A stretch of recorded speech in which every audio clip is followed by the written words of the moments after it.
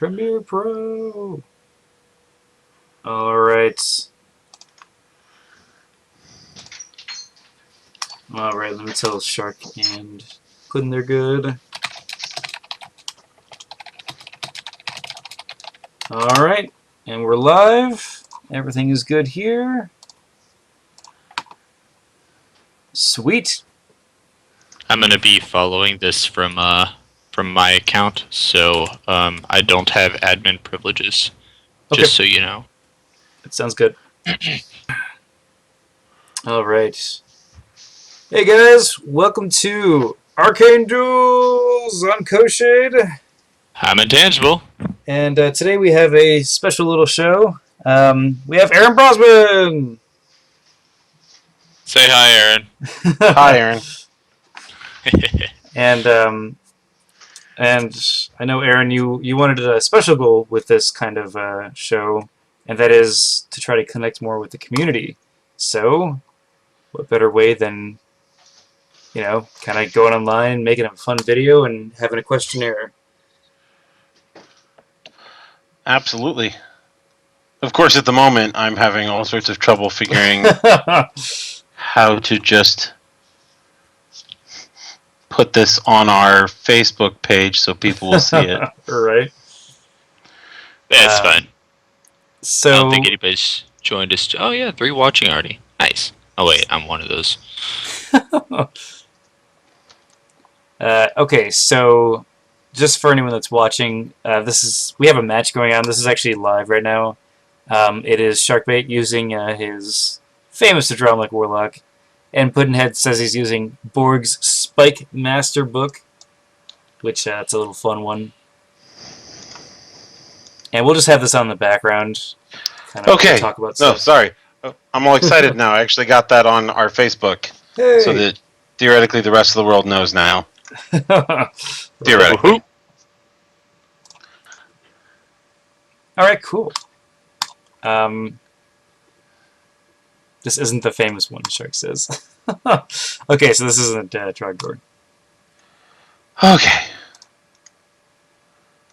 Woohoo. I love how everyone can see me, but you guys are icons. That's cool. Are we? No, it's okay. It's totally fine. Our faces don't matter. We're just the voices. That's fair, and I will say that it is undoubtedly more impressive to have a kitten attacked by a battleship. Right. Absolutely. That's my Skype thing, if anyone doesn't know.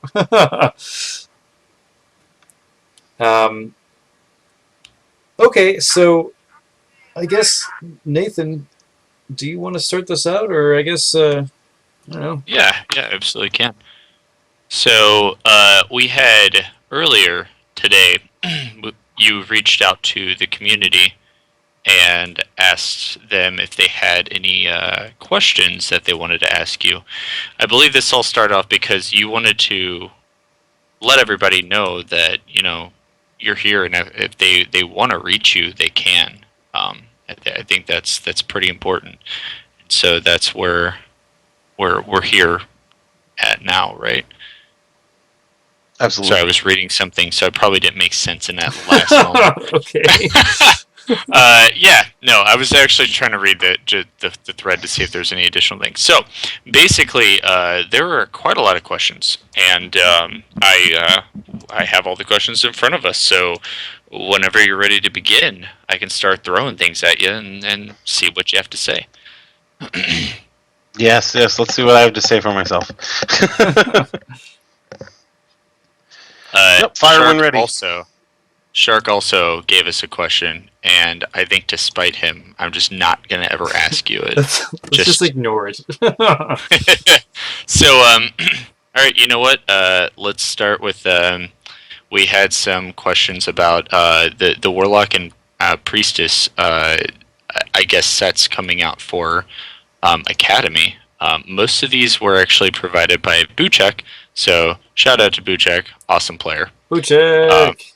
Yeah. So he was curious about the Warlock and Priestess for Academy. First thing he asked was, well, are these going to be separate expansions? Because he heard through the grapevine that they were going to be separate rather than it being Priestess versus Warlock. From what I understand, right now that's the intention. As with most things, until I actually see a physical copy in front of me, most of this stuff can be up for change. But that's the intention, is that it's supposed to be a pack for the priestess and a pack for the warlock, at least right now. Gotcha. And then a piggyback off of that is he was basically saying what will they include. So not like specifically what cards, but if there's going to be any new types of tokens, if we're going to see any new mechanics, as well as are the I guess just is it going to feel like these new cards are going to add uniqueness to the already interesting academy set. So, one of the things with Academy is obviously we wanted to um, try and keep things a bit simpler than full blown arena. And so, yes, there are new mechanics. The priestess introduces new mechanics, and the warlock introduces new mechanics. But it's pretty minimal. For instance, if I remember right, the new thing that the warlock has is burn, which anyone familiar with arena already knows burn. And then the priestess has stuff with Aegis. So Okay, so we're bringing Gotcha. in Aegis with the priestess. That is going to be awesome with Academy, because so many Yep. creatures roll two or less dice. Two dice. I'm Yeah, saying Aegis is standard. really good in Academy, especially when a good attack in Academy is 3 dice. Yeah. Instead of a good attack, like a fair attack in arena is 4 dice. So going from 3 to 2, you certainly feel it. You feel it a lot. And it looks like we're getting some responses in the chat as well. I don't know if we want to just take these chat questions as they come, because we have this list here. Yeah, but we might as well probably. hit on those too. Yeah. Well, We I can figure if the chat questions are piggybacking off of what we're talking about. Absolutely. Let's see, Christopher Reynolds. Yeah, so we have looks like he's asking, do you think there'll ever be some sort of like official guide that says what arena cards are allowed in Academy, or is that kind of just like let the players decide? That's definitely a let the players decide. The thing is, when we were designing Academy, from the very beginning, from when I first started working on it, it was always a Academy first. So we wanted everything to work perfectly in Academy, and so everything is designed fundamentally for Academy. And where there are probably some arena cards that could work, for the most part, they're really not made like. Oh, I can say conclusively they're not made with that mindset. Obviously, but for the most part, a lot of them just end up off of what ends up being good for Academy. So, really, to me, and I realize that this is my personal opinion, but I don't really think that. I certainly don't want to use arena cards when I'm playing Academy, because they're tuned to a very different game. Now, that being said, I understand people who are like, "Hey, I have all these cards, and I'd love to play them in Academy." I totally get that. I'm just hoping that as we're able to get more content for Academy out, people will see exactly how the whole thing shapes up, and then it'll all be good. So. Yeah, I definitely have to agree with you, because it's a very different feel when you play Academy versus Arena. That being said, a lot of the Arena cards I'm really enjoying in a lot of the Academy cards I'm really enjoying in Arena. And that's like I said, the thing was always Academy first, but then once you got it working in Academy, it was always a question of, okay, keeping this awesome for Academy, is there a way we can also make this interesting and useful for Arena? Mm-hmm. And I'm really excited at how often we've been able to make cards that really do both. So, yeah, I think that's really cool. We also have some people basically just saying how excited they are for the new curses, and I completely agree. Curses are one thing that really does make the Warlock, any of the Warlock or Dark Mages for that matter, feel different than a lot of the other mage types. So, not so much of a question, more it's just a point of interest, I guess. All right. Well, looks like we have two questions that are kind of similar to each other from Adam and Dylan. Looks like what'll come out first, Warlock Priestess Academy or Siren Paladin Arena? And what's the timeline for the new Academy content? so timeline for new Academy content. Unfortunately, you're talking to the wrong guy. I just do design. That being said, the idea is we want at least a couple different Academy expansions coming out over the course of the year. Going into next year, the way I understand it right now, and like I said, this stuff could all change. The majority of my work is right now and is going to be in the future with Arena. I did a lot of work on the core Academy set, and then the Priestess and the Warlock, because those were all four kind of designed at the same time. We ended up using the Wizard and the Beastmaster because they were the most finished, and we were able to send that to print. And then after we had sent that to print, we had finished up the Priestess and the Warlock. But generally speaking, those were all four designed at the same time. So to answer the second question, you should see the Priestess and the Warlock before you'll see the Paladin Siren. And that's because when we were working on Academy, we were working on all four of those mages at the same time. Yeah. Partially because those were the four from the original Arena set, so it made sense. When we were first looking at it, we were thinking, hey, maybe this will be a 4-mage set, maybe this will be, maybe this will just mirror Arena. And what we ended up with was trying to keep the entry cost down and give people an awesome set to start, and then be able to just release the other two mages pretty quick after that. That makes sense. So you should expect to see those before you're going to see Paladin Siren. And I'm sorry. I don't know if that needs an apology or anything. I know how much everyone's looking forward to Paladin Siren. And I know how much, if we could have had it out yesterday, everyone would have been ecstatic. But like I said, the bulk of my work is working on Arena, and specifically right now, it's working on Paladin Siren. So I'm working on that pretty much day in, day out, so that we can give you guys something that is pretty amazing. And I'm really excited about what we'll be able to give you there. But like I said, we should expect these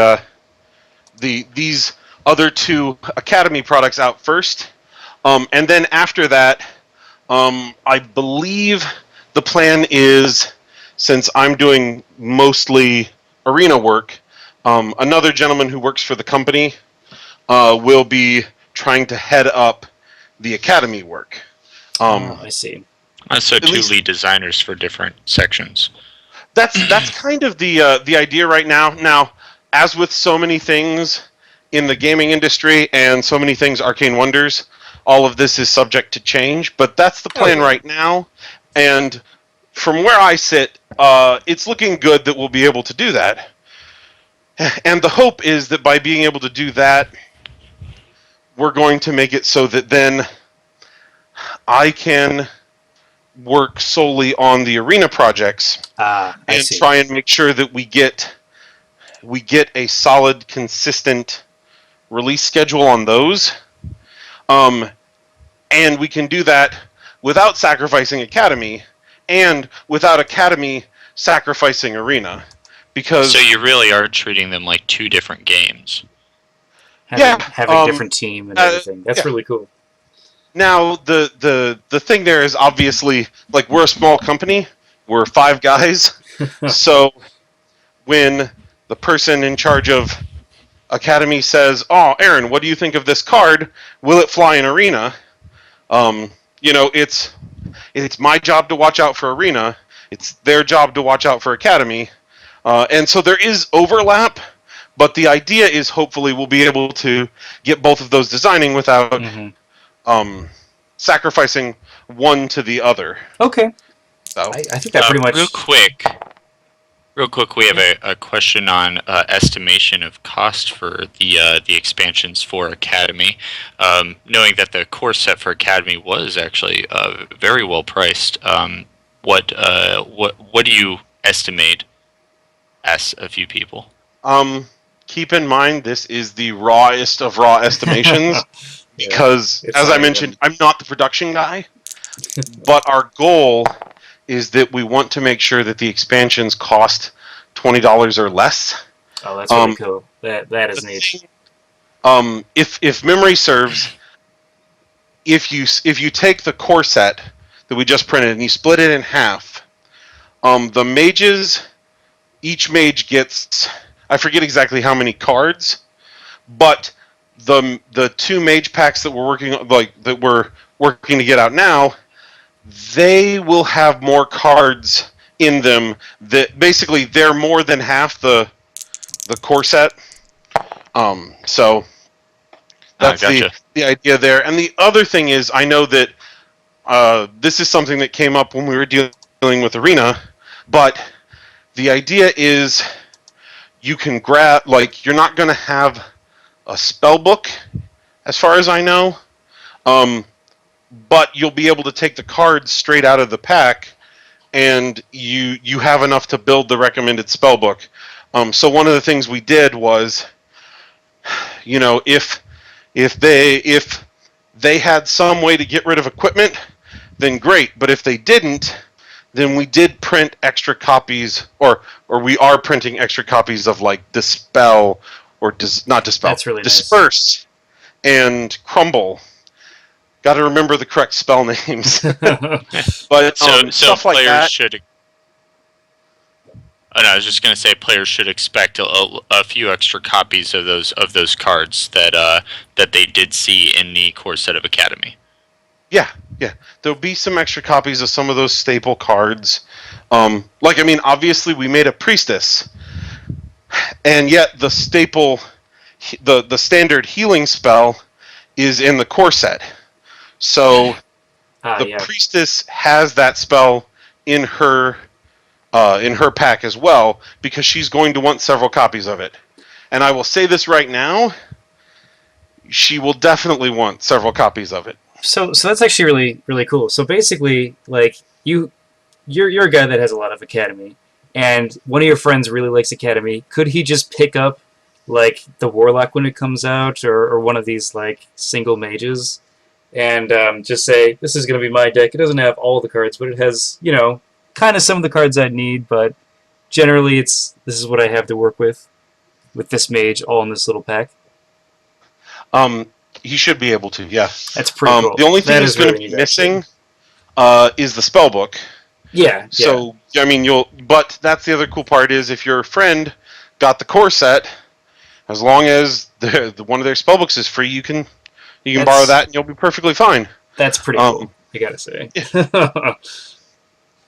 So, moving on just a little bit before we probably leave the talk of Academy, there's a few more questions on after Priestess and warlock. Should we expect to probably see a warlord and a force master coming up after that, just like we saw in the progression of arena, or are we going to see mages that maybe need that people feel need more help with or more cards, or what do you think we're going to probably be seeing from that? In all honesty, I don't know a mage out there who could make better use of more cards than the Force Master. That's so Mind true. School, the Mind School's got great stuff, but because it's so small, and because other schools have continuously gotten expanded, it it it feels, it feels it, it feels that it's kind of behind. Um, so I would absolutely think the Force Master. The thing is, when you think about Academy and you think Academy first, part of the reason that in Arena the follow-up to the core set was Force Master Warlord was because with the Force Master and the Warlord, they deal with 3 schools that are completely unrepresented Mm-hmm. in the core set. And so it makes sense to go to them next for Academy. I do not believe that is set in stone yet. So that could change, but that's the intention right now, is that it fills a similar spot like it did in Arena, and then in all honesty, having more and varied level, 1 to 3 mind spells could not be a bad thing. Absolutely. Maybe a So, few creatures.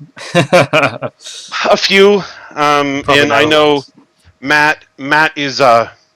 Matt Birch works here at Arcane Wonders, and he was one of the 3 people working on the Academy core set. It was Matt, myself, and Brian, really working on the core of the core set. And he and I have talked a lot about interesting things we could do with the Force Master, since her main shtick in Arena will not work. Like, she's a master of positioning, but there is no positioning in Academy, and so all sorts of That's interesting really things we can interesting. do with her other than that, and interesting things to do for creatures for her. I know anyone who has listened to me talk at any length about the Force Master and possible creatures knows that I would kill someone to be able to do like Green Lantern style construct That would be creatures. so cool. We'll see what happens. It's certainly that is certainly not an idea that is like, nope, this is written in stone. We're definitely going to do that. Not like Barbarian with dinosaurs. So, Yeah. but it's Oh something man. that I've always thought would be super cool. We'll see if anything comes out of it. But regardless, I mean, you could start it with, Academy, and we still haven't seen an alternate Force Master, so I mean, that's always a possibility. yeah, there's the one of the things I really love about the Force Master, especially from Arena, was that was the first set that from start to finish, I was doing playtesting for Brian, and I remember sending him this incredibly lengthy email because one of my favorite games of all time is Versus. Not the current one, not the one that UDE just brought out, but rather the original version. Mm-hmm. Not that there's anything wrong with the new one. The new one is super fun. Oh yeah. But obviously, 3 years ago, that was not out. But so we're sitting there, and I'm explaining to him that his whole idea that he wanted to do for the Force Master is he's always wanted her to be this lone wolf style, she, kind of gets the job done herself, that kind of thing. Mm-hmm. And I was like, well, there's all sorts of ways you can make that work. Because, oddly enough, in Versus, my favorite team to play was a team that only ever had one character on the board. And in Versus, that was super dangerous. Like, it was tantamount to suicide, except for these guys. Because if you were the star of the show, if you were the only person out there, they got crazy bonuses. They did all sorts of things. They broke all sorts of rules. And I was like, well, that's the thing. You just got to find how to use this so that it's her advantage. And we got to use just a tiny bit of some of those things. So I'm excited to go back to that and revisit those ideas and go, hey, there is a ton of concepts that we never even touched on. And what can we do now? So regardless of new Academy or new Arena, I'm super excited for more Force Master stuff because there's so many great concepts out there. And we just kind of scratched the surface with her. Mm-hmm. Or at least I feel we've scratched the surface with her. Gotcha. All right. And so I guess moving on from there, we have a few more. We actually have some questions about Paladin versus Siren. Now, the chat has been kind of blown up about it as well, and the stream or the forum thread did as well. So a few questions to throw out there. The first three that I immediately saw on the forum thread were all about the Siren, actually, and I think that's because the Paladin, we kind of know what a Paladin is. But when you try to compare a Siren to a mage, what would you expect? So I guess the ultimate question is, what should we expect out of that Siren?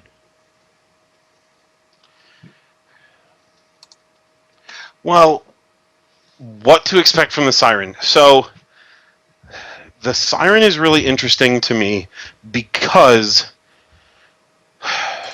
when you look at her, there's really only one thing that comes to mind. The traditional mythology, sirens use their song to lure men to them and, their ultimate demise. That's all you have.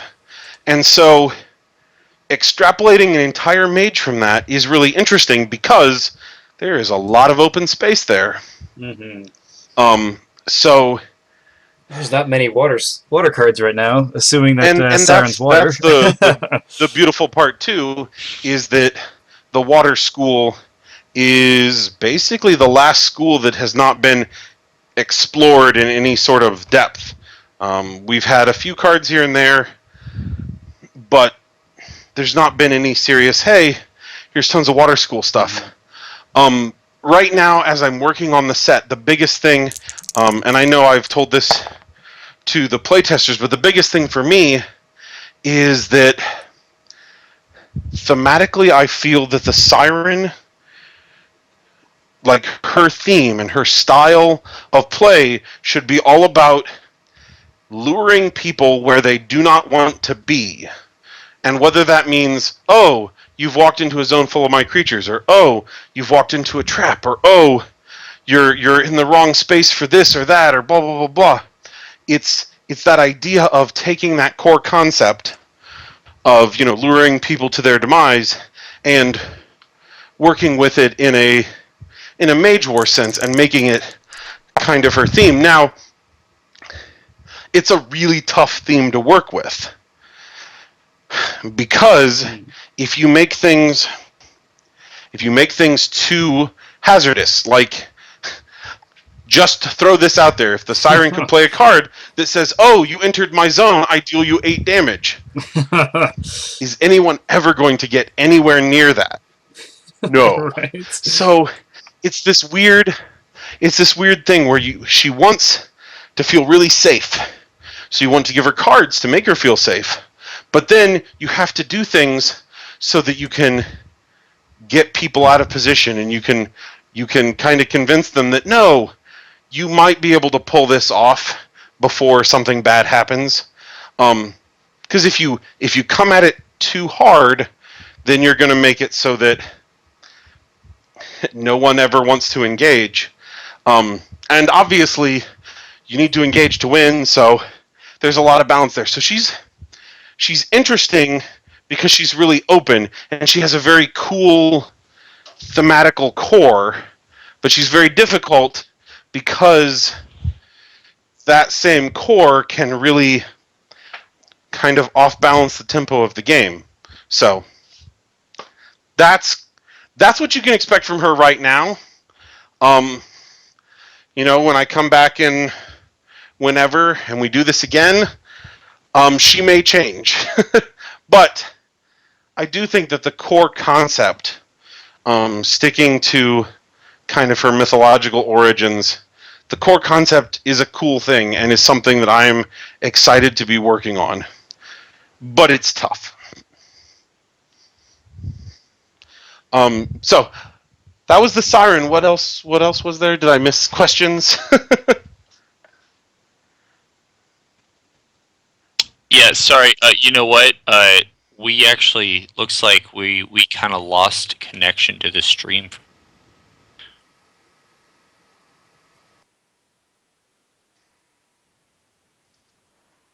Like, we're back.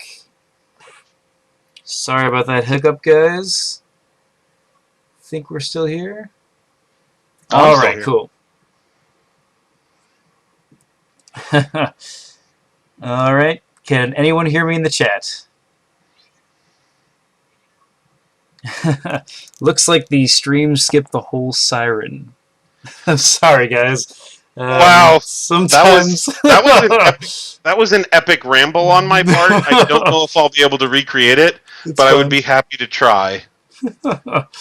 I guess when it comes to the siren, so I mean, basically, we don't have a lot of water cards right now, and so I guess when we're designing the siren, I know you were talking about. Basically, we're looking to explore water more, but also you're trying to be careful because you don't want to make it so it's too good. Yeah, the basic idea for her is the one thing that really sticks out in the mythology is her luring people to their demise. Like that's her shtick. And no matter which mythology it is, because sirens change a lot across mythology, but that part is always the same. And so taking that as her core concept is that she wants to get people, lure them where they're not supposed to be or where they don't want to be, and then really take advantage of that. It's a really cool concept, Mm-hmm. but the part where it becomes difficult is that if she has too much of a home field advantage, then you're never going to try and engage her. And the game is about engagement. Like that's what you want to do. That's what you're trying to do is to finish, to engage your enemy and then finish them off. So it's this tricky balance between her core concept, which is super interesting and really fun, and then if you go too far with it though, then it loses that sort of interaction and the part of the things that make Mage Wars fun. So that's where she's difficult, but also at the same time really exciting to be able to design, because, like I said, she really has a fun shtick. Oh yeah, and this is definitely like unexplored territory here because kind of like you were talking about how the Force Master, is like a new school. It seems like the Siren's kind of like that as well. Oh, absolutely. Being able to go into the water school, which is really the last unexplored school, so to speak. Absolutely. And kind of get to do sorts of fun stuff. It's exciting. Right. So speaking of exciting, with that siren, a few quick questions to throw out about her. Will she have a kraken?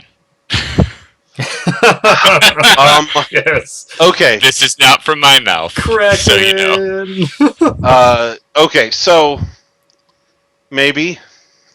The reason I say that is, yes, we're working on a Kraken. Will it make the final cut? I don't know. We're also working on a Leviathan. So, I'm not sure if she'll have one or both of them. I guarantee that at least one of those should make the cut. Should. All right. But, will we get both? I don't know. I've seen the sketch we have for the Kraken, and it's pretty crazy. The Leviathan, so cool. the Leviathan makes me think of a kaiju. It really does. It's pretty awesome. All But right. these are just sketches right now, so. A Leviathan or Kraken. I would take either one of those, or both. Oh, it'd be great. So, also, as far as you talked about her play style, have you have you decided on what her training is going to be like? We obviously know that she's going to be water, and that seems to be her primary shtick. Are you going to give her another type of school, or how are you planning on doing that? She's definitely going to be trained in more than just water. Now, that's where things become muddy. We've had a bunch, like... Muddy. Water. Yeah, I know. I'm so clever. I'm super witty. It takes, it only takes me hours to get this way. But we've had tons of ideas for what should fill out her training, what fits her thematically, what fits what we're trying to go for, what could be useful overall. The unfortunate part there is we're not decided yet. There's a lot of things we've been looking at, and they range from, I know that early on we were talking that she would be trained in curses, because thematically a Sea Witch archetype is a really cool, like, classical thing.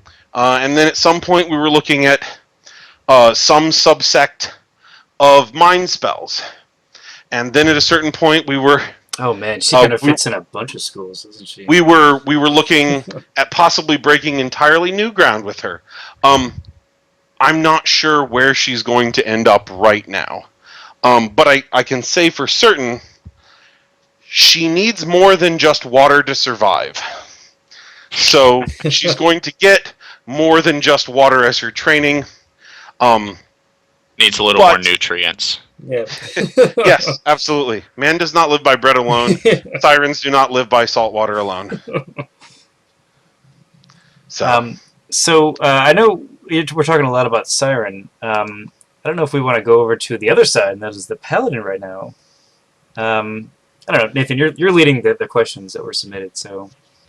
Oh well, I mean, if we're on this subject, we have Noah from the chat actually mentioning any chance we'll see holy school only creatures.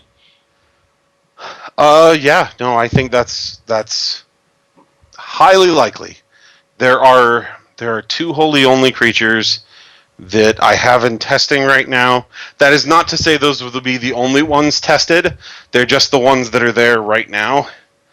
And I am hugely fond of both of them, which I wish means that that would guarantee they're in the set. But I try and keep a little more detached from things, because at the end of the day, it needs to be the thing that's going to make the set the best and make the game the best, and not necessarily be the cute thing that I made that I think we really want to have.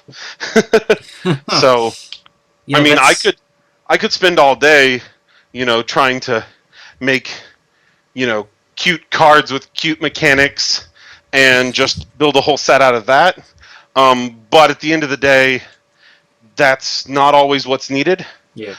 That being said, one of the holy only creatures that we're testing and we're working with right now is in direct response to requests that I have had to make said creature.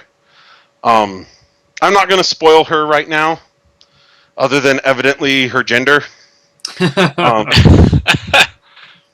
But yeah, she was made directly based on player and playtester feedback, saying this was something they always wanted the Holy School to have.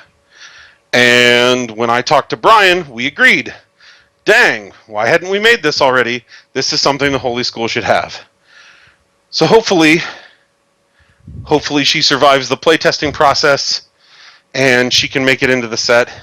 The other Holy Only creature, I would be lying if I said that it was not a creature that I had specifically made because I thought the mechanic was cool. But it is. That's always fun. At the same time, I specifically made him with the paladin in mind, with the priest in mind. So yeah, priest. So I'm really hopeful that he makes it through as well. So all right. Flipping back to the other side, because I actually feel like we missed out on an important point just real quick. For water, people have been asking what will higher level water attack spells be like, because so far you have the equivalent of hurl rock to hurl boulder to hurl meteorite. So far, there's geyser and surging wave. What are we going to see? What do you think we're going to see in those higher level water attack spells? So one of the spells that Brian has asked me to work on, which I'm still fiddling with before I get a testable version out there. But Brian wants a giant wave, as in yes, he would like a spell that you cast it and you point a direction effectively, and it goes in a straight line till it hits a wall.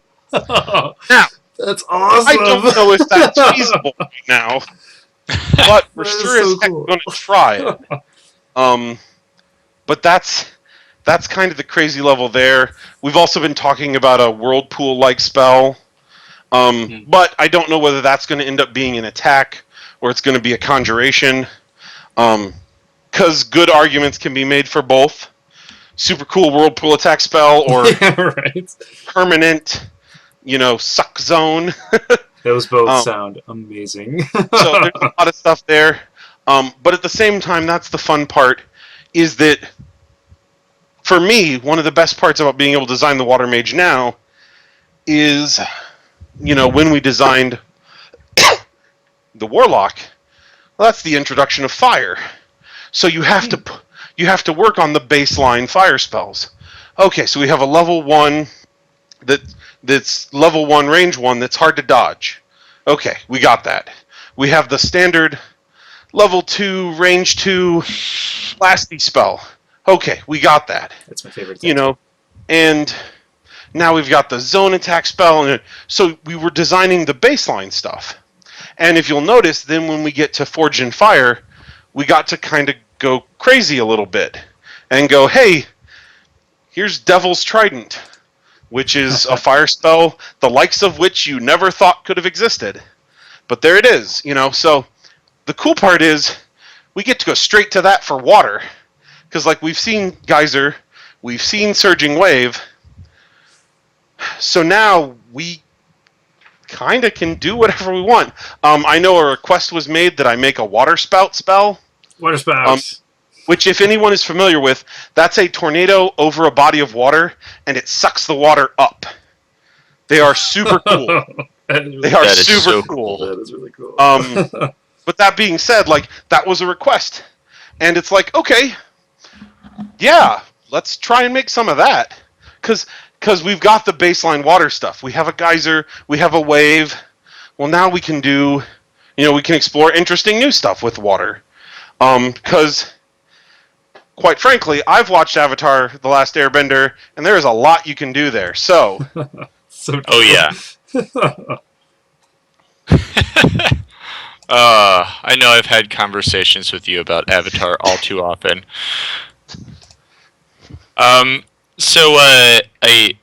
Those, by the way, all this glorious information to you, or information about the sign, was brought to you by Aaron Brosman. For those of you who may have joined us later, who's been answering some questions. And then in the backdrop there, we have Kyle Shark, as we call him, Sharkbait, playing against Puddinhead.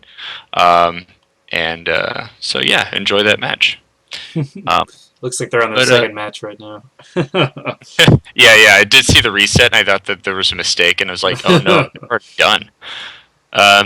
So, I guess as far as PVS goes, then the last question, which Nereus asked on the forums, was any chance of dragons? Yes. Next question. No, I'm just kidding. Yes, there's definitely a chance of dragons. One of the things, so I know that Sardonyx is by his nature a very divisive card amongst the community. That's fair. However, there was a lot of conversation we had when we were designing Sardonyx on what exactly dragons in Etheria should be like. The biggest thing that I took away from it, and as I've said with most things, this is all subject to change, but this was an idea that I really liked at the time. So Sardonyx is level 8, which your wizard or warlock or whoever, your mage, is level 6. So Sardonyx is 2 levels higher than your mage. He owns you. So the idea was, in the story, dragons are kind of super ultra mega powerful. They exist way back in the way back. Like, theoretically, modern Ethereans, whatever country they're from, dragons are mythical. They don't exist anymore. They all left. They're not around, which is also why Sardonyx is such a big deal. Because holy crap, they really were real. Past tense. Oh, I see. Well, to spoil it for everybody, there are a few still alive. Ooh. But What? they tend to not deal in the affairs of mortals. They tried that once. They kind of got smacked for it. And so now they just keep out. But the thing there is, so back to that whole idea, dragons are level 8. So dragons are more powerful, theoretically, than your mage on a sheer level basis. Actually, that's And sorry. The idea there then is that's where Sardonyx's ridiculous upkeep came from. Because to keep control of something that is literally, way more powerful than you, takes a very special amount of effort. Now, when we do the next dragon, will he have a crazy upkeep? My bet is probably. Is it going to be anything similar to Sardonyx? Probably not. Because that was the other thing, is that at the time, we were really hoping, hey, we could really do some cool stuff with, their upkeeps and with what they do and with their effects. So, long story short, yes, there is definitely a possibility of a dragon in this set. And if there's a dragon in this set, I can almost guarantee that he will be holy. Oh, that'd be so cool. Yeah, Holy no, dragon. it's tough to make. But apart from that, I like the idea of sticking to the concept that level 8 creature, more power than a mortal is meant to have readily under their command. And so they're difficult to control. Now, would a holy dragon look completely different than Sardonyx? Absolutely. First of all, he still has a pulse, so I'm sure that will have all sorts of implications on what he can and cannot do. But yeah, I'm looking forward to messing around with that. It's something that I've wanted to kind of come back to and do more dragons. At the same time, one of the things that we generally do when we're looking at sets is, it's not a matter of, oh my gosh, we did one dragon in that set, so clearly we need to do one dragon in this set. But it's a matter of, does he fit the story we're trying to tell? Does he fit, mechanically what we're trying to do? Can we make him as awesome as he actually should be? And if the answer to all those questions are yes, then you'll open Paladin Siren and there will be a dragon smiling at you. So yeah, there's a lot of work to do, but I'm really excited to work on those guys because they're outside the normal cards. Like when you look at Arena especially, you have tons of level 3 creatures because level 3 is kind of the baseline. That's when creatures get awesome. They generally have their cool effect. They're generally fairly dangerous. Obviously, there are plenty of 4s and plenty of 2s, but 3 is that kind of baseline. And then, once you start deviating outside of that, that's what personally excites me, because I'm one of those players who likes messing with the ends. I love playing with the level 1 creatures. I love playing with the stupid high creatures, you know? The level 8s. And the crazy level 6s like a Dremelek or Asto Vidatu, who's Yes. he's a promo right now. So just in case anyone didn't know the card I was just speaking about, that's okay. I'm a crazy person. All right, cool, awesome. The next few set of questions I have for you are just kind of like the things that floated everywhere. They still have to do with where the game's currently at or where it's going to be, but didn't necessarily fit in the other two expansions. We have a question from Sailor Vulcan from the forums. He's asking, what kind of new formats are we going to see? Like we saw Domination and Domination Battlegrounds, and we were pretty excited to see that. So, like, what other types of formats or variants are we going to see at the game? Well, I know that when Brian and I were working on Battlegrounds, he always intended that would not be a one of. There would be other Battlegrounds in the future, and we would do possibly other scenarios or other ideas. We still have, like, there are ideas that we had talked about doing a year and a half ago that are still there. They have not been forgotten. The best example of which is Archmage. We haven't forgotten about him. We absolutely want to do him. But Archmage. But especially as we were trying to be realistic about what the game needed, you know, after, you know, basically looking back on this year and looking back on last year and thinking, hey, what does the game really need? Yes, we absolutely want to do Archmage, and we absolutely have other ideas for Battleground sets and cool sorts of alternate play modes, but especially for me personally, the most important things for us to work on is Paladin Siren, whatever the next two mages are, and whatever the spell tome expansion, the next spell tome expansion is. Those to me are the three most important things, because I really want to see us be able to get back on some sort of regular interval. I mean, yes, I've had various people say how refreshing it is that we do not pump out product at the rate of, say, a Netrunner or something like that every month. And I am glad that we don't. But I will say that I do think that the rate we have been producing them at is too slow. And so we need more stuff out there to keep you guys, for lack of a better term, to keep you guys well fed, to keep you looking at things and being able to always come back and go, hey, I can look at my spellbook again and I can do something fresh and interesting with it.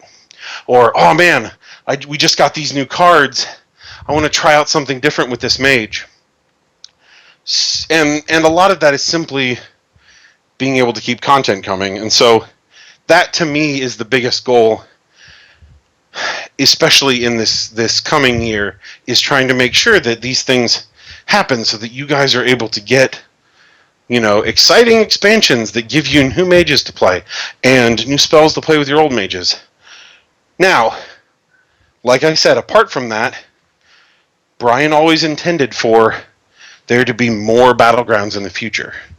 And we have always wanted to do the Archmage and have an awesome, cool set for him.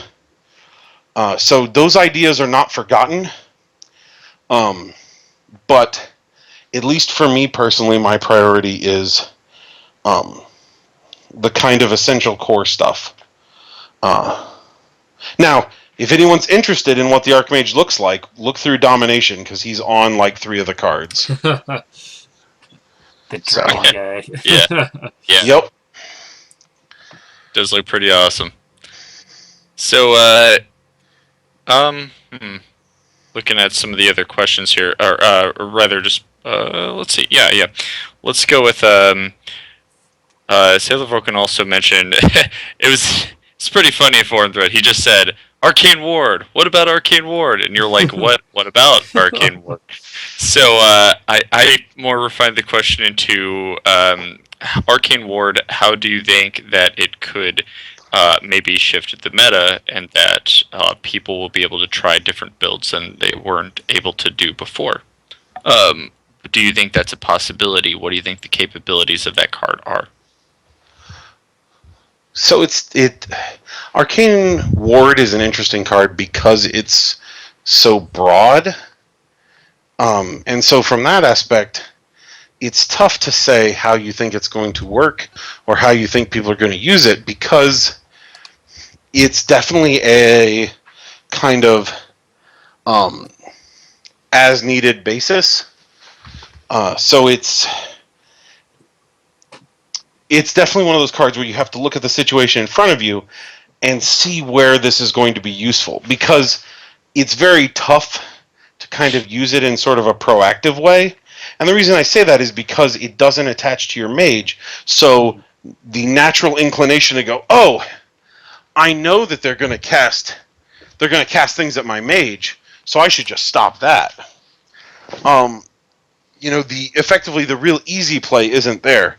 Now, what I think is super interesting about it is that it actually provides you a way to protect enchantments. And so one of my personal favorites is like Force Crush and stuff like that. So Force being able to crush someone and then toss this on top of the crush, that becomes really difficult to deal with. Now, what I'm really hoping that we'll see from this, so this is an enchantment that attaches to other enchantments. There are only 2 other cards that can attach to other enchantments right now, those being Hoodwink and Decoy. Yes. And I'm just really hoping for cunning decoy tricks. I realize that that's a lot of head games, and considering that it's 1 spell point and Arcane Ward is 1 spell point, which one you should probably pick. At the same time, sometimes I really do favor flash over substance, and that is a great look on someone's face when you realize that you have effectively scared them out of making the correct play with the wrong card. So that to me would be like heaven. What I do expect to see from this card is proactive use of enchantments, because you can prevent people from destroying them. Heck, throwing down a force field and putting this on it, that's pretty funny. Oh, yeah. Because, yes, you've bought yourself a round, and one round on a force field, that can be pretty great. So there's all sorts of stuff there. But as far as what I think is going to be best about this card, those are unfortunately all going to be very reliant on the game that's lying in front of you. Because to me, the best way to proactively use these is to protect some enchantment or something like that you're afraid of losing, that's crucial. But I don't necessarily think that's the best play for this card. The best play is going to be determined by the game state that you have in front of you, how your opponent's playing. It's going to take a lot of very cunning forethought on your part. So that was an awesome answer, Aaron. Yeah, no kidding. Arcane Word Man, would be awesome. it's not just a hat rack. Every once in a while, it works. cool. So we have a question from Arctodux. He was asking about minis, like minis of the mages instead of just cards. So that's something we've been looking at for a while. And I could ramble on and on about that for, gosh, a long time. However, the short version is, it's something we super want to do, but we haven't been able to work out a really good way for us to be able to do it the way we would like to be able to do it. Basically, we are not a minis company, shock of shocks. And so very true. Well, it's really cool because I've gotten to talk to a lot of fantastic people in the industry, but at the same time, a lot of that is exploration. It's us trying to figure out how the process of actually building minis works. Because if you want to make something out of cardboard and cardstock, and you want a board game like a board, that kind of stuff, we know all those processes very well. And we're experienced working with those things. But minis are incredibly alien to us. And we're working through it. I can imagine the action markers and the quick cast markers will be tough as well. Just kind of have to put it around the mini. Yeah, no, we've had weird ideas for that too. And there's just a lot of stuff to work through. The one thing I will say is, theoretically, early next year, we did a crossover, not this past November, but last year in November. We did a crossover thing with Greenbrier Games, where we did a crossover character for Yashima, which, if you haven't played it, I love Yashima. Yashima is a fantastic game. It's all super Asian themed, kind of like channeling the spirits of various animals and stuff, and very kung fu / mystical Asian theme. It's pretty awesome. But we got to do a crossover with them, so they should have a mini for the wizard, which is we actually have somebody in the chat right now who says they just got one through the Kickstarter. Cool. Mm-hmm. Well, that's not cool. Oh, it's Chris Richardson. What's up, Chris? I say that because they haven't sent me mine yet. That's awesome. But at the same time, does he have a Bruce Lee? Because I have a Bruce Lee on. So. Well, it looks like Aaron and our chat are about to throw down, so I'm just going to wipe my hands. I'll see you guys. Oh. All right, so, cool. But yeah, that's supposed to be out. Early next year, from what I know. But that's Greenbrier was making the mini based off of our art. We got to see the preview copy at Gen Con last year. It was pretty sweet. So that's unfortunately that's the only mini that's going to be out there for a while. It's like I said, it's something we're working on, but at the same time, we want to make sure that we do the minis right, and we want to make sure we do this the best that we can, so we're not trying to rush it. And personally, if you tell me, hey, spend a bunch of time figuring out the perfect way to get minis out there to our customers, or design Paladin Siren, I'm going to be designing Paladin Siren. Um, That's a fair. so, but That's fair. that's me. And I know it's still something we want to do, and it's not something that we've forgotten about. But um, it's still going to be a while. All right. We have two personal requests, it looks like. One is about the RPG that was mentioned a little while back. Can you tell us anything about that so far? Well, it's a role-playing game. Ooh. No, okay, that was me being a troll. You're the Actually, host. no, I can't really say much about the RPG, and this is not because I am under NDA, which I am. Um, it's mostly because that project is being handled by other people. Um, before Brian started Mage Wars, he had actually designed basically an RPG framework.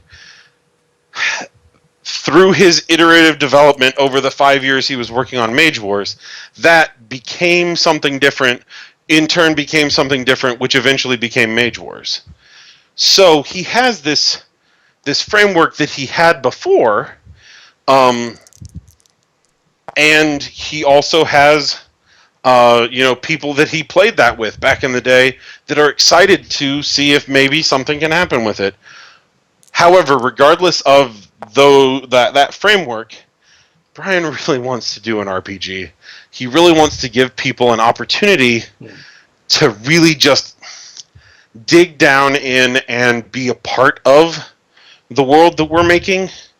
And so I know that for Brian, this is a very important project to him. I'm not saying that it's not important to me, but I try and keep myself focused on the here and now, because if I start gazing off lovingly into the future, I will find that I have gotten far less done than I need to. But me personally, I love RPGs. Love RPGs. So I'm excited to see where this is going, but it's being handled by, Brian and some other people he's been working with, and not me. So I can't really say too much about it. Understandable. Another request we had, and this is going back a little bit, but they've requested it like 3 or 4 times now, so I can't continue to look at that and go nah. Any any information you can give us on new holy attack spells? This is something that people have been talking about for a little while, and how they wish there was more out there. Can you give us anything on that? No. Okay. No, seriously, I'll stop trolling. As it becomes late, I become more of a jerk, and I apologize to everyone listening. But no, seriously, there's no way we're going to put the Paladin out without giving him attack spells. And I tell you right now, I don't want to print Pillar of Light again. Ooh, and it's not that I don't like Pillar of Light. I love Pillar of Light. It's fantastic. But if my choice is print Pillar of Light or give the Paladin a new attack spell, I'm probably going to give the Paladin a new attack spell. So, my big thing, especially on the mage sets like this, is I want to try and make sure that we give the players the most new content possible. That's why in the past I was generally against, reprinting Dispel and Dissolve in those sets. But over time I've seen where people just really love the ability to, pull the deck, put it right in your spellbook, and have the spellbook good to go right from the set. So that's a place where I've changed my opinion, but the core still remains the same. I want to be able to give you guys the most new content possible, and so I guarantee there's going to be new holy attack spells. The problem there is I have too many ideas on crazy things to do with holy attack spells. And I'll tell you this right now, we may or may not need crazy ideas on holy attack spells. So I'm not sure exactly what the Paladin's holy attack spell is going to look like. But I know I'm going to make one, at least one. And I definitely think we would be remiss if we didn't have some cool holy attack spell for the paladin. All right, cool. We had another question about I'm not sure how to phrase this one exactly. It was about organized play, actually, the OP kids. And I think what it summed up to was are the organized play events are those still affecting the lore of the world, or how do those at least interact with each other? So, right now, we have, I think it's the 7th OP kit, which is something we've been working on for a while now, trying to get it straightened out and finished up and out there for everybody to enjoy. At the moment, the previous 6 OP kits absolutely affected the story. With the 7th one, we were trying to change it around, because honestly, we didn't get a particularly good level of feedback from people on the stories. The people who were interested, bless them, were super interested and got us great feedback, and they were wonderful. But compared to the number of OP kits out and printed and sold, it was a really small percentage of people that we were getting any sort of feedback from. Now, that being said, we absolutely want to make it so that your play affects our story because we love that concept. Several of us came from a background of playing L5R, which, if anyone is familiar with that, is effectively the most famous game of your play affects our story. And that's one of the best things about it. So that's something that we really want to have. We're trying to rework how we do it so that it'll actually work better and smoother and get more response. So we were looking at revamping our OP program to a slightly different model. Now, obviously, this is being said by a guy in design, not a guy in marketing. So, there could obviously be changes, but we want to have stuff out there to help people connect with the world that Mage Wars takes place in, because I know that I have this conversation with our playtesters on a regular basis. They'll be like, this card makes no sense in the world. And my response is, oh, dang it, you guys haven't read that far in the story Bible yet. You don't know that actually this makes total sense. And we should have probably already had it. And that's the thing, is that the world is so big and there's so much going on. That's one of the reasons I'm really excited. Over the last few months, we actually have someone who has done a lot of work on the story in the past, who actually stepped up, and in the forums, he has 2 different IDs, but both of them are tagged as the Lore Master. And he's the guy in charge of story. He's the guy who has been trying to take the way we've been getting story to all of you and make it work better. One of the best examples is, so we have all these cards for Priestess and Warlock. Well, he and I went through them to work on the flavor text so that it could be more indicative of the story we're trying to tell, of the world we're trying to get you guys to see.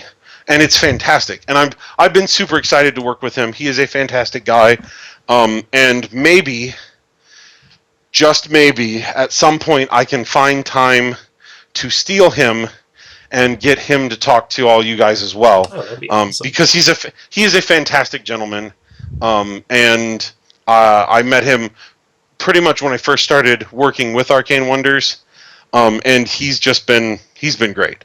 So that's one of the things that we're really excited about, is that he's trying to help work on those story points and work on the world as a whole, so that we can get that information out to you guys, and that you can see better the whole huge, amazing world that Mage Wars takes place in. Trust me when I say there are places that you haven't even heard of that I am dying to design cards for. Like, begging. But we're not there yet. So, back to my earlier thing. This is why I try and keep my mind focused on the here and now. Otherwise, I will gaze longingly at the future and not accomplish nearly what I should in one day. That sounds awesome. Everything you just said, man.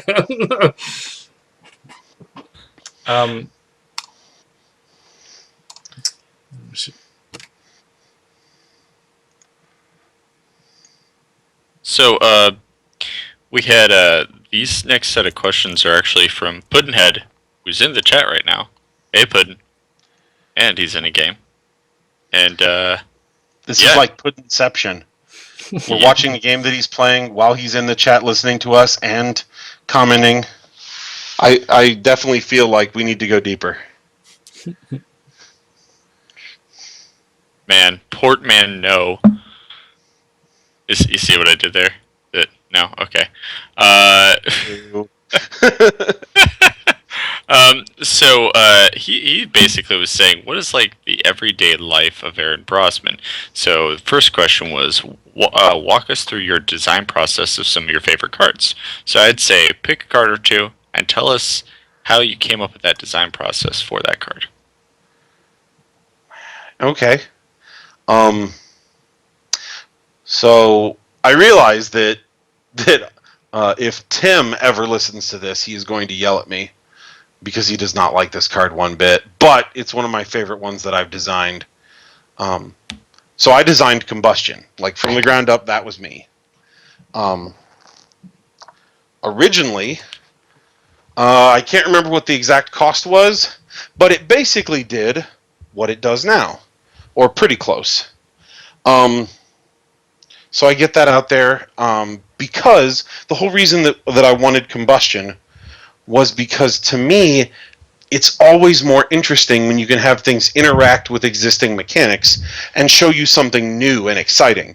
And so Combustion was taking the regular mechanic, Burn, which is damage over time, and telling you, hey, you can cash it out and you can get something cool.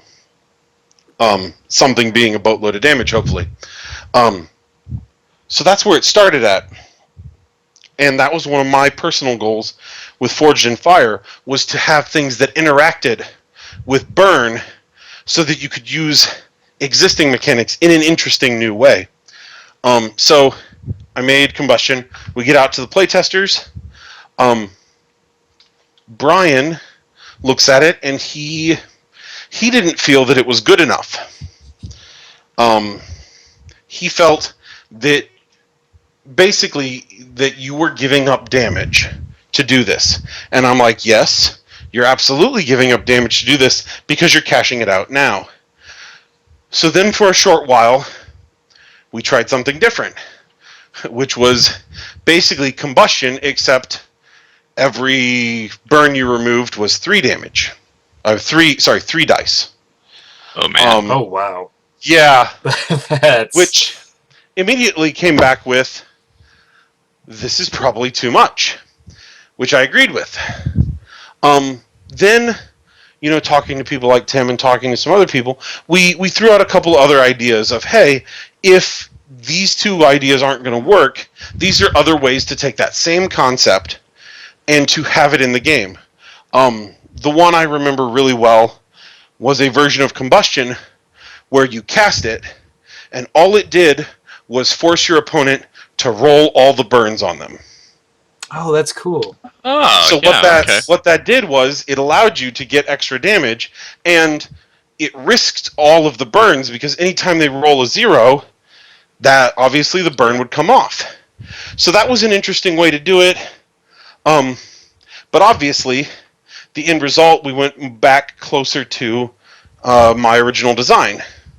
Now, sometimes that happens, that we do a big circle to come back to a tuned and edited version of the concept we originally had.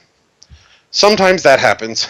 Sometimes we end up with a wildly different card. And I'm trying to think of a good example of that.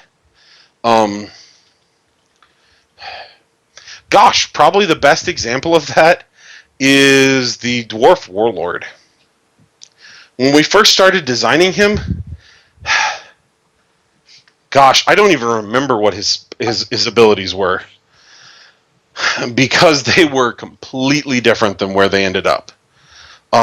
This was one of the best examples of our playtesters hitting on something that was just freaking dynamite. A couple of the playtesters, while I was trying to figure out, hey, let's make this guy work. Let's make him awesome. Like, we knew that we wanted battle orders because we wanted there to be that connection between the two warlords. This is a similarity point, but he's going to issue different orders than the other one. So we knew we wanted that. But then we were thinking, well, we want something equipment based, but how do we want to do that?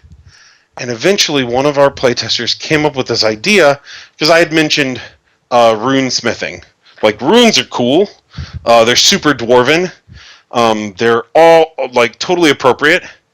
And they're the one who came to me with the, hey, what if you did this? You know, and you had these rune tokens, and you stamp them on the equipment when you play it, and then basically, and I wish I was kidding here, but basically within 2 days after that epiphany, we had mashed down all the abilities, taken that stuff, and we had ended up with the 5 runes that we have. Now, we tested them a bunch after that, but in reality, the whole design of those runes, after we had that epiphany, it was like, oh my gosh, everything's just falling together beautifully. And I can't thank those guys enough, because I really think that was the perfect ability. That was the ability we needed on that card. The third card I would say that I'm super proud of are the 3 interceptors in Conquest of Kumanjaro. The reason I say that is because they were all basically designed at the same time. We had been wanting to do an intercept mechanic. We wanted some way to get creatures to jump in front of bullets for you effectively. We tried a few things, and we didn't really like where they were going. And we tied the concept of intercepting to guarding several times, but Brian wasn't a fan of it. Because you're trading a creature action so that your creature sits on their duff and doesn't do anything. And so they really gain no benefit. The creature is just telling you to kill it. And so we were driving Brian to the airport, and I turned to him and said, Brian, what if every intercepting creature had some effect that triggered when they guarded? And he looks at me, and I'm like, well, say you have an angel, and when he goes to guard, he heals himself. And Brian's like, I love it. Let's do that. And so literally, now you have one of the most powerful creatures in the game. Well, I would say it's 3 of the kind of best bang for the buck sort of creatures out there, because they're just solid. They're just really solid. And so I was really happy with how that turned out, because that was a case where we came across what really was the right solution, and we were able to implement it in a way that worked, in a way that made those creatures interesting and fun and good. So That's awesome. as far as design process goes, that's 3 fun design stories with Aaron. All right. Next quick question. Is there a promo that is currently out right now that you would like to see officially printed? Promo. I know that's like making you pick between all your babies, but pick one. Promo that I would like to see printed. Yep. Yeah, that's tough. Gosh. Right now, Sunfire Burst. Ah, nice. Holy attack spells! I really like that card. I like the art, and I loved making it. So, yes, that one. Now, on a completely selfish level, I want to get Heart of Gravicor into print because I think everyone needs Thor's hammer. Like, it's great. And it hates conjurations, and it's just so good. I just really like that card. It's so well love made. It's such a cool card. Yeah, I love that card so much. With a lot of talk of Wizard's Tower and stuff like that, that card is just an awesome little counter to that sort of thing. It can be. You still have to roll well. Absolutely. He'll throw a ton of dice at it, but you still have to roll well.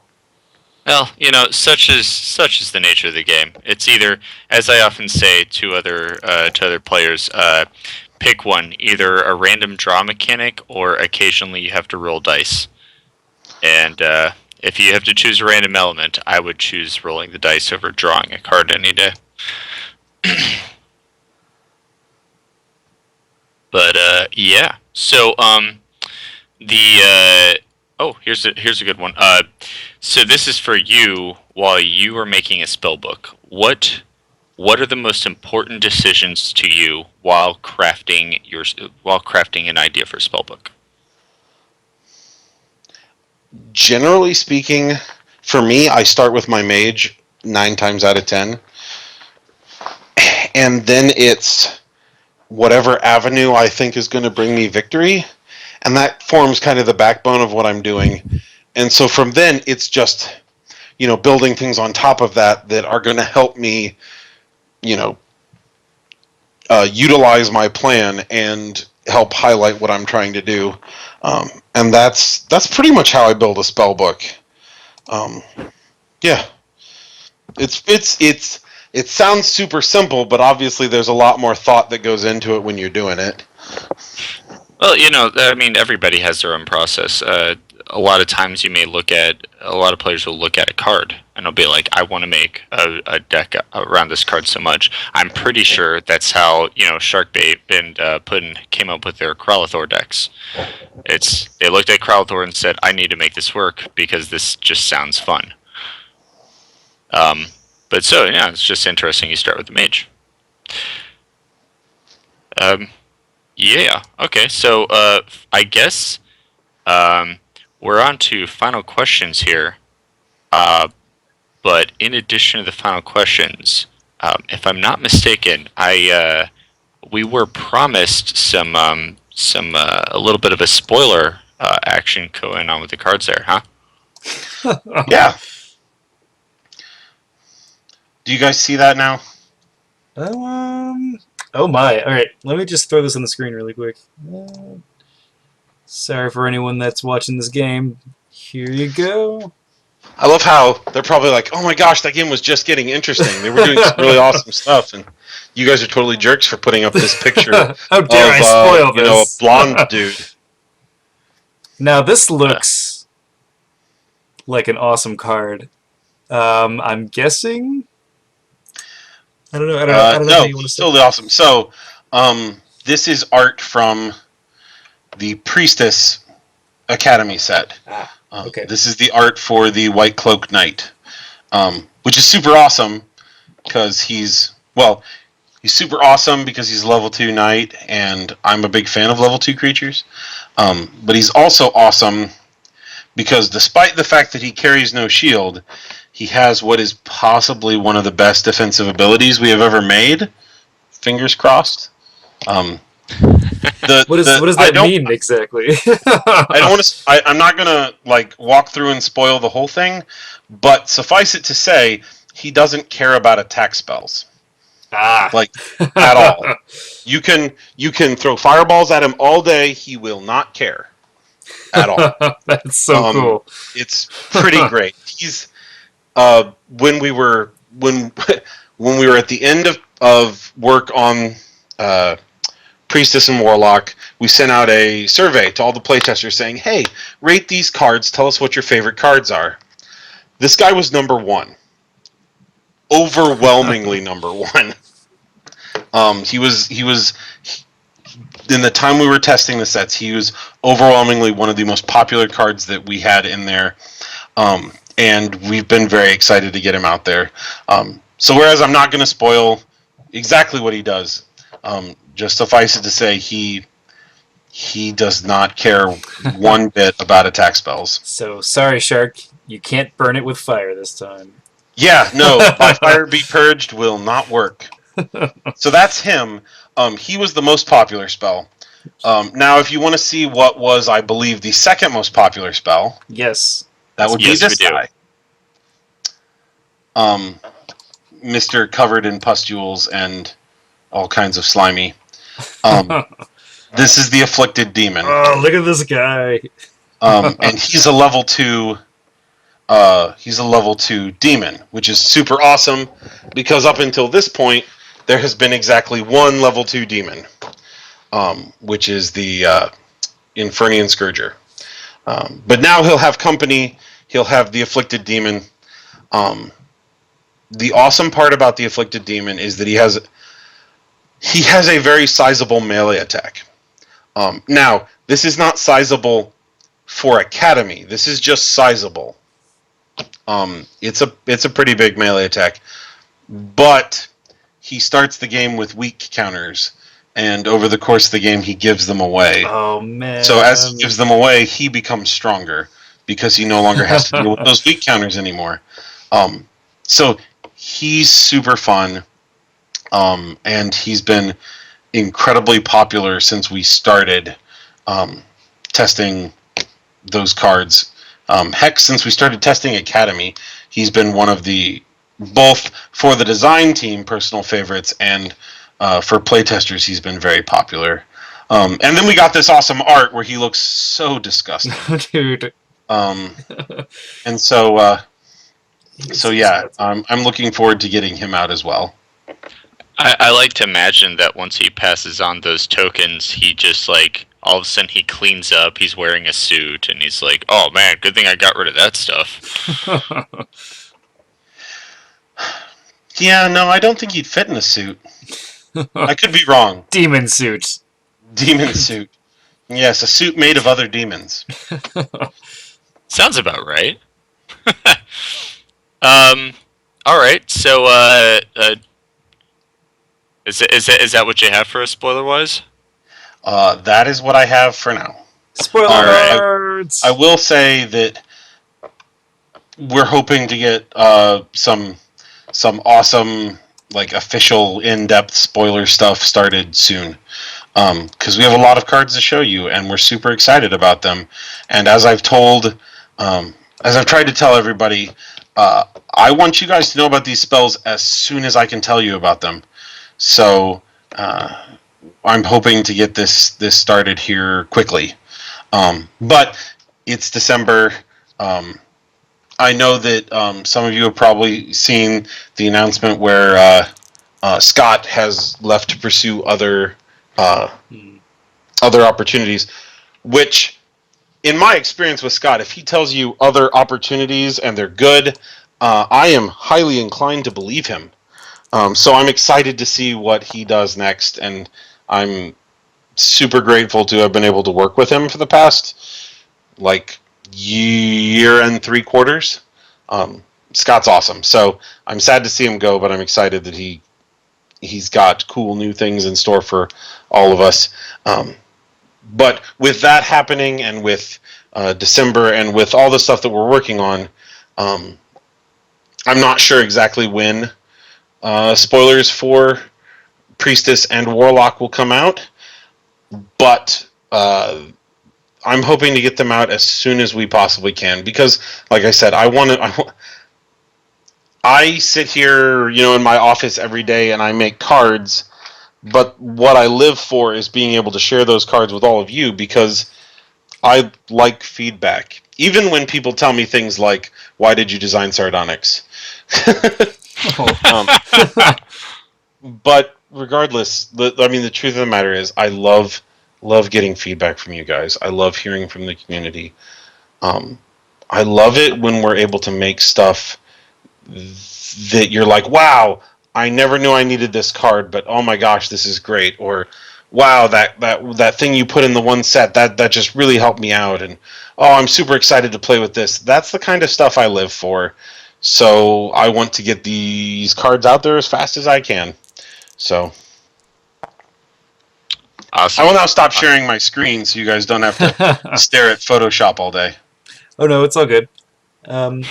So those are some pretty awesome spoilers, and I definitely look forward to seeing what other stuff comes out of Academy. Yeah, absolutely. Very so, excited for it. So I guess we should probably wrap this up with maybe a random question. Sure. I believe we owe Sharkbait one. So, Aaron, if you were to be eaten by Krelthor or Ravenous Ghoul, which one would it be? That's easy. Kralathor. I my zombie survival plan is to die and be eaten. Because no, I'm not that fast. When you talk about the rules in Zombieland, I pretty much failed them all. However, if I have the choice between being eaten by a living part of the ecosystem or undead horror, that's a pretty easy choice for me. I could understand that, but I feel like all my nightmares from watching Beetlejuice and Tremors, I don't know if I'd want to be near Kralthor. That's fair too. I don't really like. To me, the Tremors thing.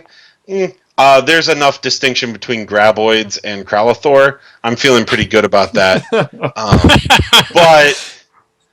But yeah, no, I can totally understand. Now, if you had said that you had watched too much Little Shop of Horrors, that I could believe.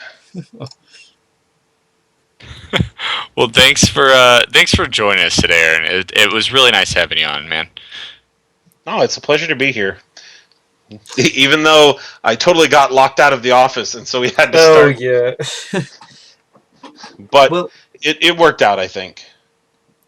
Well, if anyone's interested in asking any more questions, I mean, I guess you can always post it on the forum, or you could email us. I don't know which email we should use. I mean, yeah. It's Arcane Duels at Gmail. Works just fine. People have contacted us on there before, and it's worked out just fine. And maybe we'll do this again sometime, and answer some more questions. No, that'd be awesome. Heck yeah, yeah. Have you again soon. All right, thanks everybody for joining us today. Absolutely. All right, guys. All right. Take care. We'll see you guys later.